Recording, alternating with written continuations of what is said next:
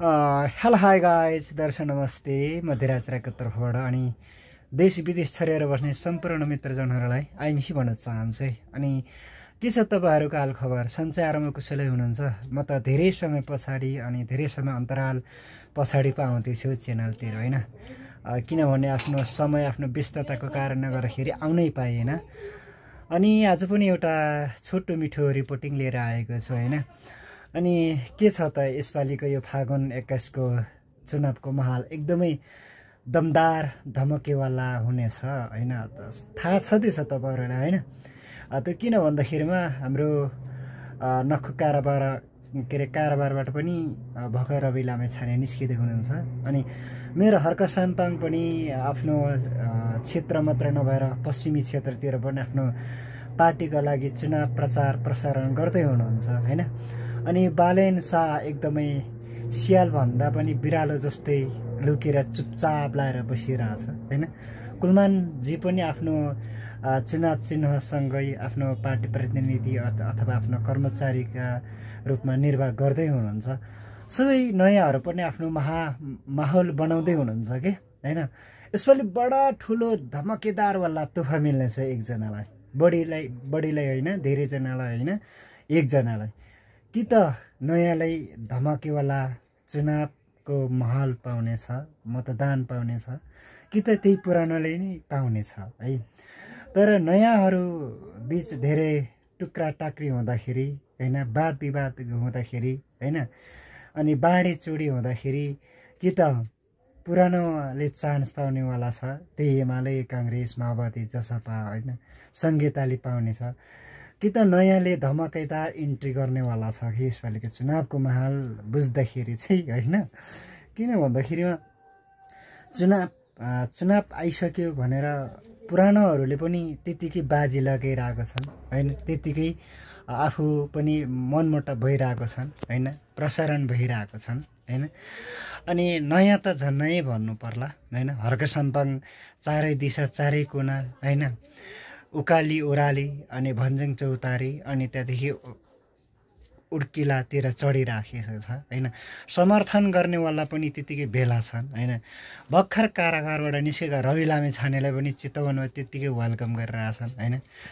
अब के भनौँ त, यसको बिचमा कसैलाई दोष दिने कुरो पनि भएन, कसैलाई माहौल हुने बन्नेवाला पनि छैन। तर नभए तापनि यसपालिको चुनाव धेरै माहौल हुनेछ है। कसले बढी तोहफा पाउनेवाला छ त्यो एकदमै कन्फ्युज छ होइन। त्यो कन्फ्युज चाहिँ के को कारणले गर्दाखेरि भयो भने अब जनता पनि त्यति खासै लाटो चाहिँ छैन, बाठै छन् होइन। बा नेताले रणनीति गरे या पब्लिकले रणनीति गर्यो त्यो कसैले पनि थाहा छैन है। फेरि यो बिचमा कस्तो मलाई बा पब्लिकले रणनीति गरे वा राजनीति गरे या पार्टी प्रतिनिधिहरूले अथवा कार्यकर्ताले रणनीति गर्यो होइन। जुनसुकै पार्टी कार्यकर्तामा पनि माहौल त्यत्तिकै देखिएको रहेछ, चाहे पुरानोमा होस् या नयाँमा होइन। तपाईँहरूले अघि अस्ति एमालेको महाधिवेशनमा त्यत्तिकै देख्नै भएको छ होइन। त्यो एआईले बनाएको भिडियोभन्दा कम थिएन त्यहाँ पनि। र हर्क साम्पाङ जहाँ उभिएको छ त्यत्तिकै माहौल छ होइन। रवि लामेछाने हिजो अस्ति मात्र कारागारबाट निस्केको त्यत्तिकै माहौल छ होइन। बालेन शाह यसो काठमाडौँ बाहिर यसो गऱ्यो भने माहौल त्यत्तिकै छ होइन। कुलमान घिसिङ जहाँ उभिनुहुन्छ त्यत्तिकै हाई छ है। अब तपाईँहरू आफै कन्फ्युज हुनुभयो होला कि होइन।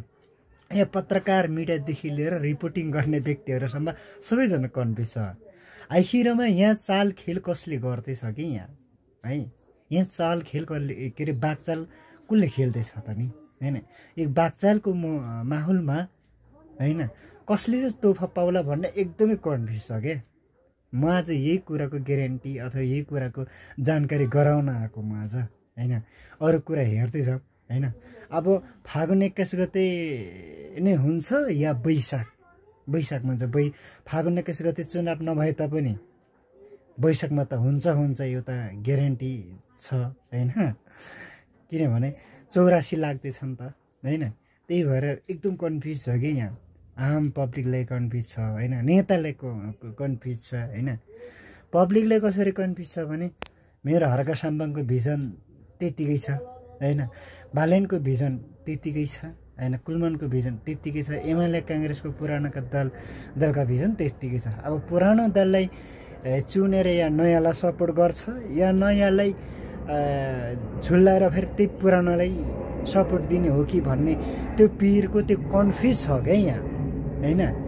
एकमा त पत्रकार मिडियाहरूलाई एकदम कन्फ्युज छ, कसलाई चाहिँ सपोर्ट गर्छन् होला भन्ने कुरामा के। यत्तिको माहौल हुनाले आम पब्लिक रिपोर्टिङ अथवा पत्रकारहरू मिडियाकर्मीहरू नै कन्फ्युज छ। जसकोमा गए त्यसैकोमा भेट्छ हैन। आखिरमा रणनीति कसले खेल्यो, राजनीति कसले खेल्यो अथवा कुटनीतिको जालजेल कसले गर्यो भन्ने कुरा मिडियाले एकदम कन्फ्युज छ क्या है। अब बुझ्नुहोस् यसपालिको चुनावबाट धमकेदारवाला अथवा कसले बाघ जस्तै इन्ट्री हुनेवाला छ है। यति भइसकेपछि कि त यो चुनावमा जातीयता भएर कि ठुलै युद्ध आउनेवाला छ हैन, कि त राम्रो मान्छेको हामी पक्षमा उभिनेछौँ, कि त हामी पुरानै पक्षको दलमा पक्षमा उभिनेछौँ क्या। यही कुरामा यो तीनटा कुरामा कन्फ्युजवाला छ। एकदमै शानदार भएर मनस्थिति भएर आफ्नो मतदानको परिचय पत्र बनाएर ढुक्क बनाएर बस्दिनु होला। हस्त, धन्यवाद।